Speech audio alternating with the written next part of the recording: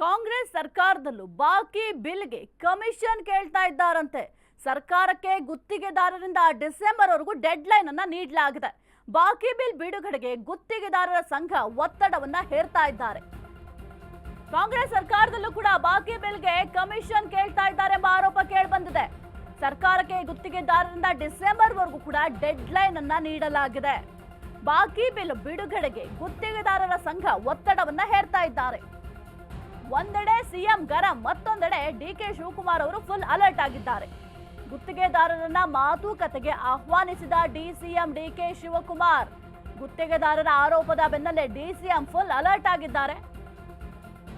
ಇಂದು ಗುತ್ತಿಗೆದಾರರ ಜೊತೆ DCM DK Shivakumar ಅವರು ಮೀಟಿಂಗ್ ಅನ್ನ ಮಾಡ್ತಾರೆ. ಗುತ್ತಿಗೆದಾರರ ಸಮಸ್ಯೆಗಳ ಬಗ್ಗೆ ಚರ್ಚೆಯನ್ನು ಕೂಡ ಮಾಡ್ತಾರೆ ಡಿಸಿಎಂ.